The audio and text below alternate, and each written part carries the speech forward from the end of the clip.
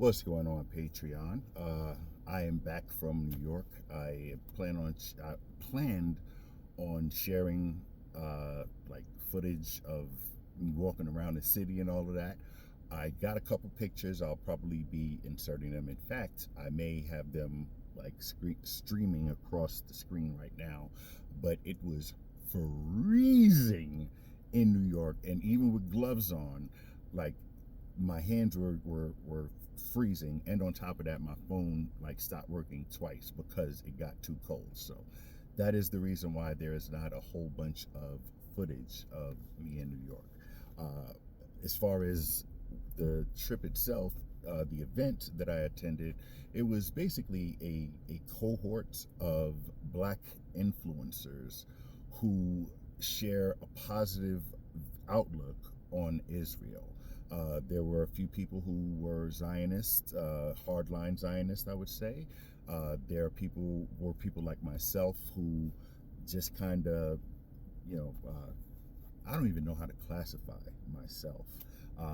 There were other people there who, a lot of black brilliance and black excellence was in that room. And first thing out of everything, I appreciate even being considered to be a part, much less to take part in an event like that. It was truly awesome. We got to speak with family members of two of the hostages, actually, pardon me, three of the hostages, two of which were able to escape. One was a 3-year-old child.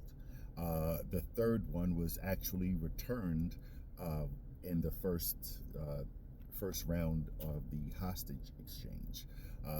But we were able to speak with their family members, and we were also able to meet with the UN ambassador for Israel, which was an incredible thing, an incredible conversation was had with him as well. And the last thing was we were able to view, those of us who wanted to watch, we were able to view the uncensored 40-plus minute video of the massacre on October 7th. And I'm going to probably have to do another video about that. That is definitely going to require, first, it's going to require a trigger warning. It's also going to require, if I'm being honest, I'm still processing what I witnessed. A lot of it were things that I had seen, or some of it were pictures. Some of the video expanded from pictures that I had seen already.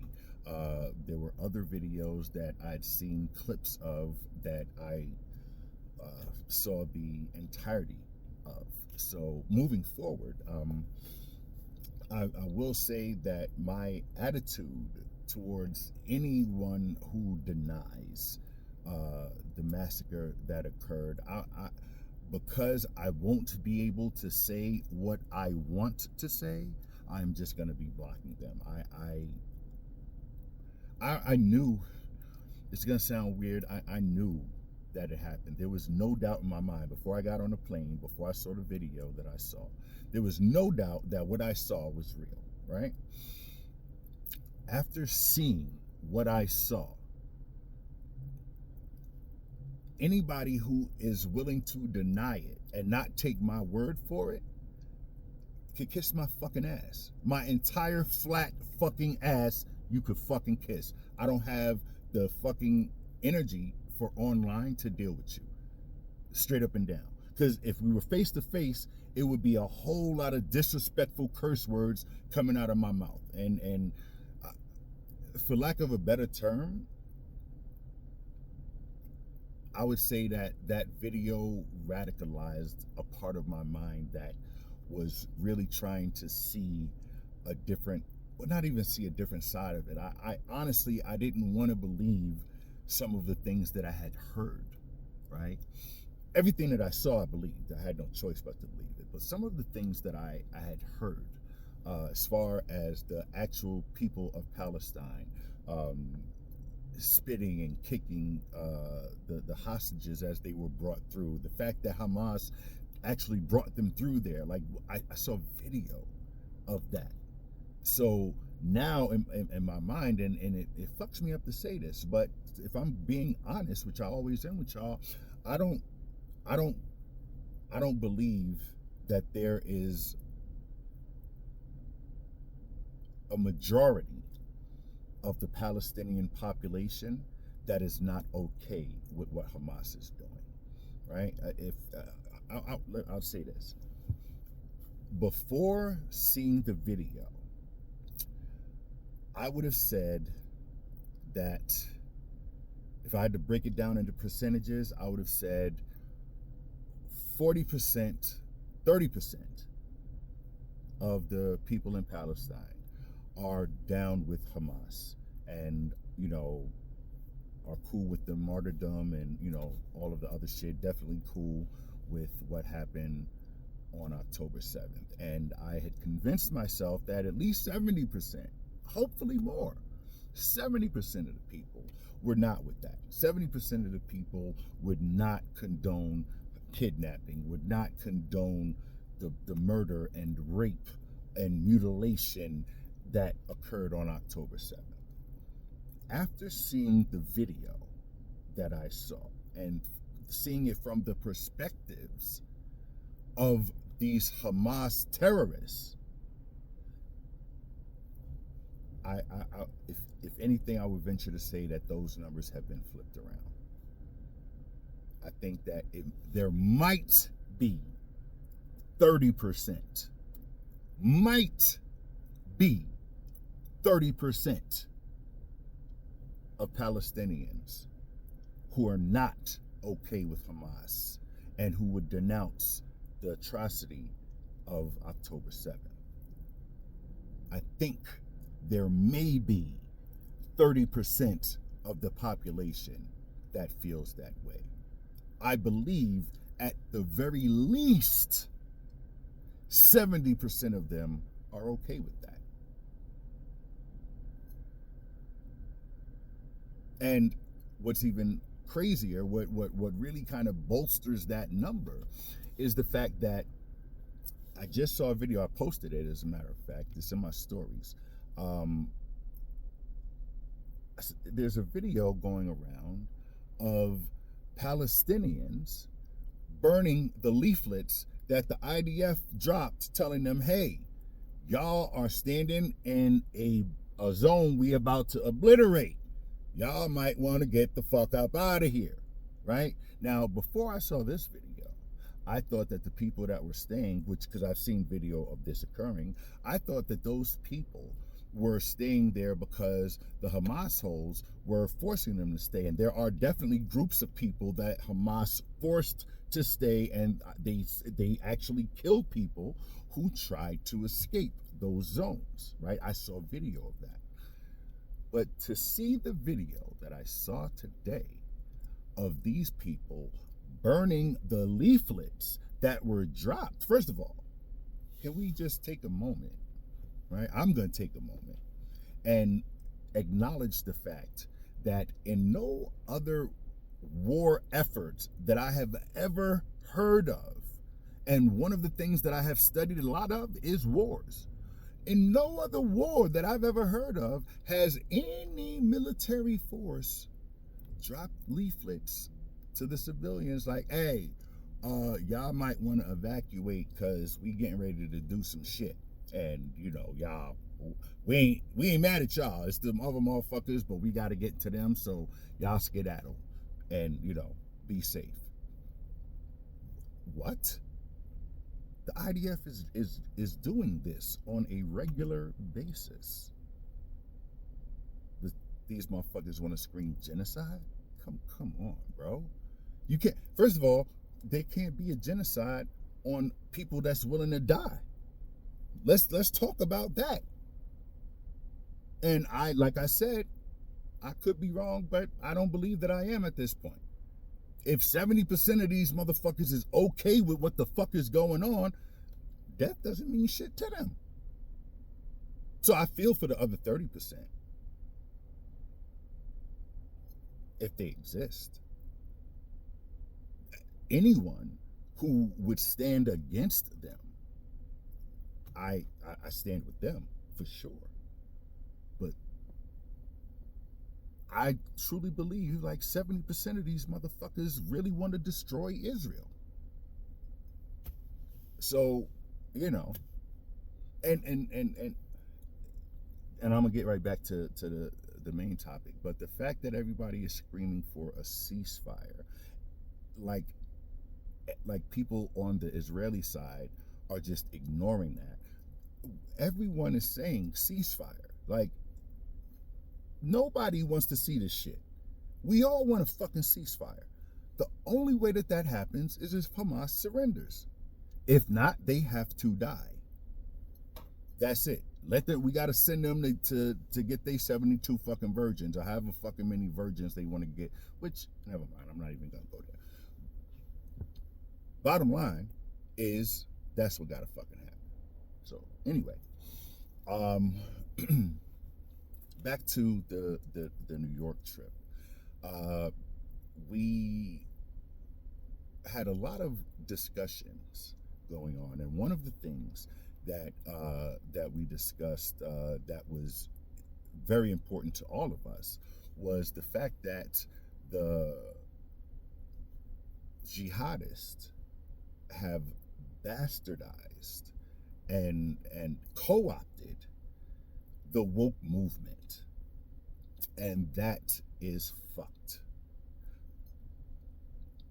I up until recently, right, was pissed off that white America had hijacked the woke movement and had bastardized it in the way that they had, right?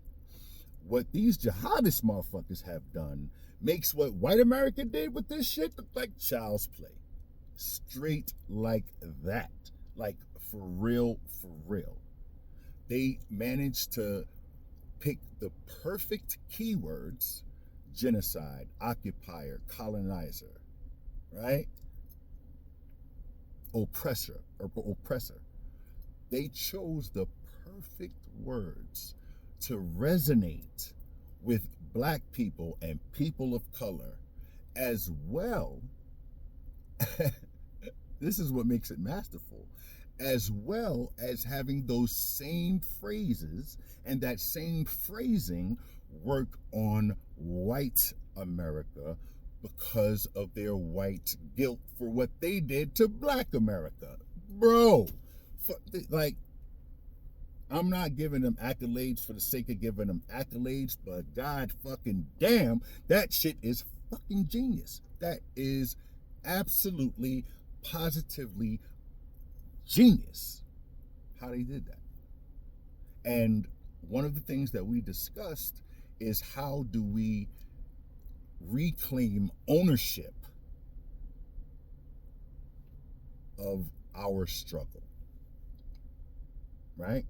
What they did in the 60s, for example, was they would have people like Yasser Arafat taking pictures with our black leadership, right?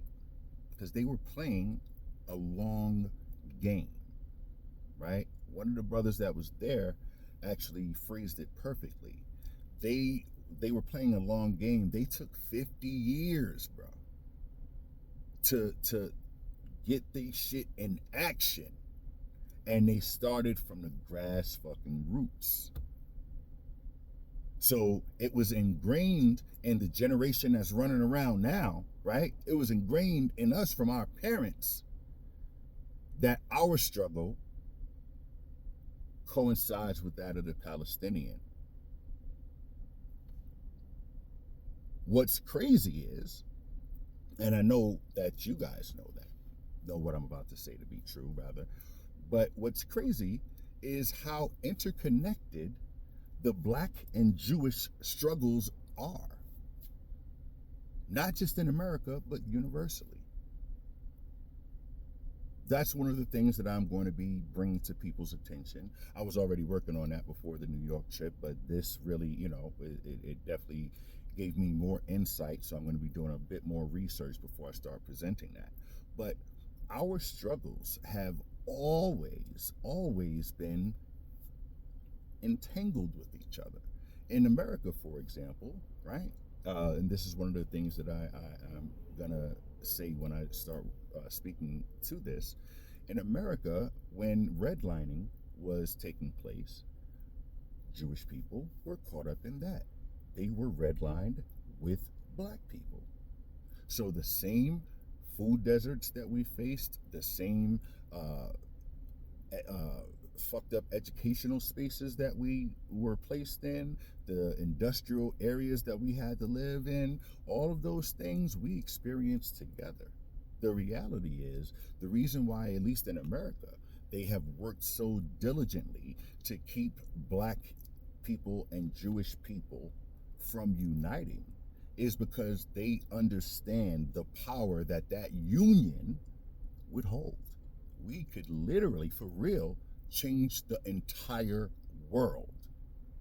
It would take some time, but with that kind of unity, holy shit, the fucking things that we could do would be fucking miraculous. And that scares the shit out of the white supremacist structure of control. So they knew that they had to kind of keep us as separated as they possibly could. And what happened was these jihadist Islamic motherfuckers saw that and said, "Oh, well, let us get up in there, right? And start to work with them, as well as places like Qatar funneling billions of fucking dollars into the educational system, the higher educational system in America. Like this was masterfully thought out, and it is working. It is unfortunate, but it is all working. Let's see what else. Those were, I would say, my biggest takeaways from going to New York. I feel rejuvenated, I would say, would be a good word. Being in a space where I'm not the only black voice speaking out against Hamas and the way that the world is handling this situation. Really, it was something that I needed, and it gave me a whole new energy to go ahead and post more and do even more research and just present the truth, right? I don't know if everybody here knows, but one of the things I feel that separates me from a lot of people in this space, and separated me even from the people that I met with in New York, was the fact that I do not view any of this through the lens of religion. I am not religious. My wife is Jewish. My wife practices Judaism. I am not religious at all. I'm not Christian. I'm not Jewish. I'm not Muslim. I'm not Buddhist. I'm none of the religions. None of them. What I am is a vessel, and I understand my relationship and connection with God, so I don't personally identify with any religion. I identify with the righteousness and justness within all religion, because there could only be one God, right? So the reality is, no matter what God you serve, as long as your God is just, I could rock with it. And I will support you in your faith. People, especially, and I know it's going to come up. It has already come up, but it's probably going to be coming up way more. People are going to be referring to me as Islamophobic, and I am not going to give a single solitary fuck. Why? Because I am not Islamophobic. I don't care if you study Islam. I don't hate you if you study Islam. No matter what the fuck these people try to say. Who I hate are the jihadist Muslims, right? Period. Anybody that wants full control over my autonomy, fuck them. However, I know and understand, like most of you do, that what we are seeing is not necessarily representative of all Muslims. I'm going to be posting about that as well. I'm going to keep it a buck with y'all. My problem is that the Muslims who are not rocking with that bullshit are not speaking out loudly enough against it. I have a fucking problem with that. That is super corny to me. I would never allow something that I believe in to be taken publicly and to literally be the opposite of what I know it to be. There's no way that I'm going to let that shit rock. But I do know that not all Muslims are as hateful as these jihadists are. So that is why, no matter what people want to try to say, I am not worried, because I have no hate in my heart for anyone based on their religious belief, period, unless that religious belief is jihad. I am absolutely jihadophobic, if that's a word. Yeah, I hate all of those motherfuckers. Just like I hate all fucking white supremacists. Like, I'm not ashamed to say that. They hate me, so fuck them. I'm going back to what I said at the beginning of the video. First things first, I am starting to understand, as corny as this sounds, how important our voices are, right? And because of that, I don't want to risk being silenced, right? The type of energy that I have right now for the detractors, the people on the other side of this, is stuff that I cannot verbalize, because I will be silenced. So I just needed to put that out there. I know I'm kind of scattered.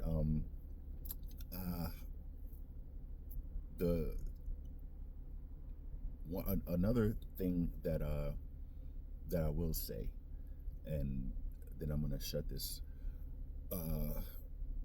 One of the biggest things that I took away from the video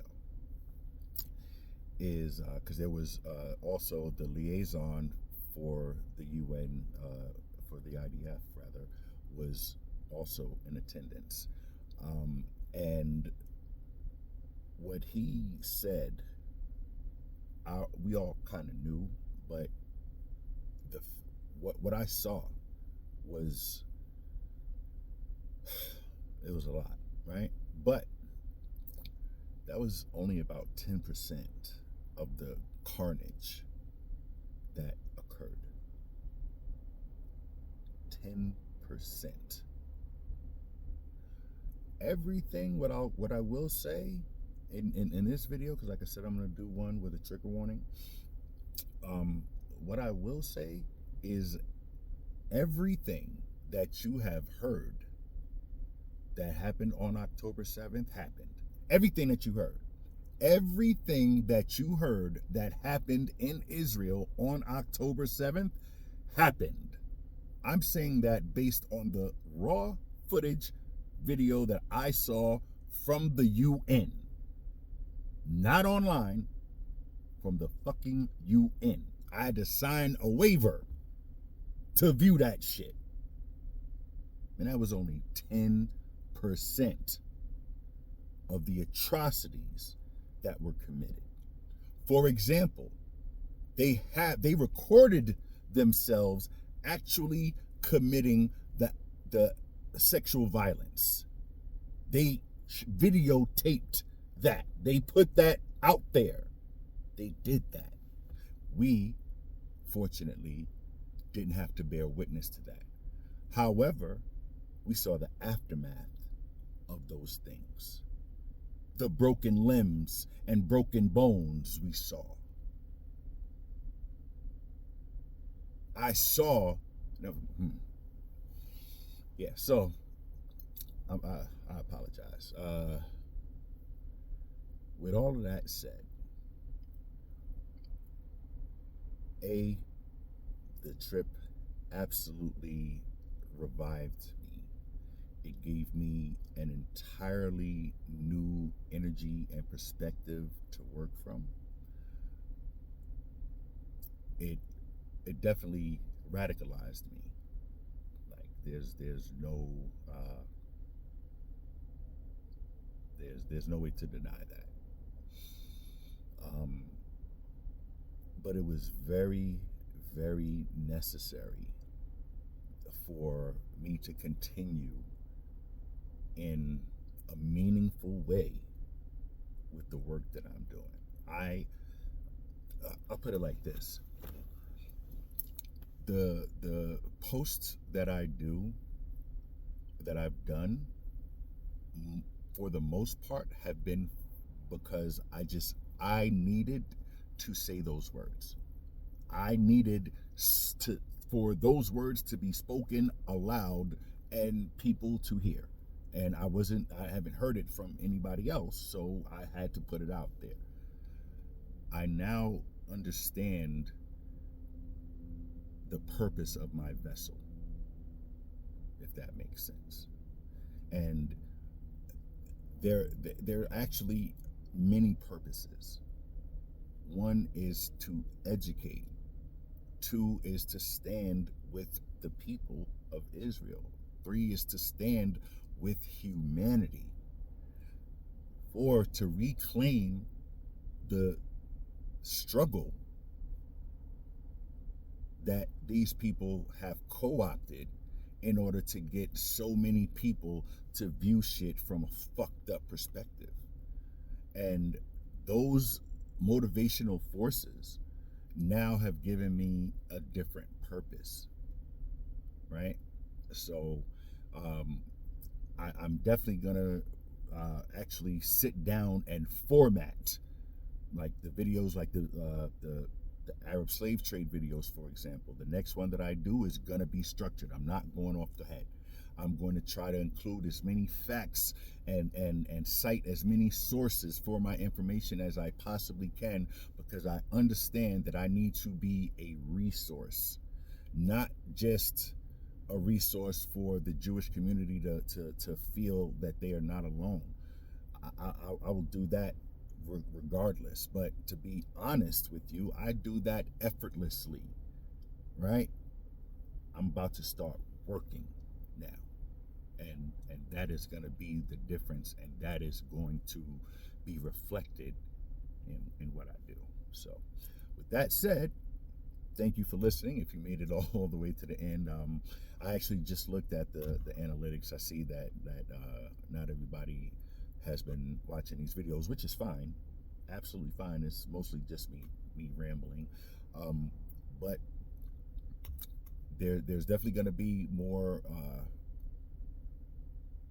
conscientious content for Patreon, and there's definitely, as far as social media goes, Instagram and all that. You know, you'll notice the change. It's not going to be an immediate thing, because like I said, I still kind of got to figure out formatting and all that. This is all brand new to me, but I know what needs to be done now. So that's going to be reflected. So with all that said, thank you again, and I will continue to be as diligent and vigilant as I have been, if not more so. Peace.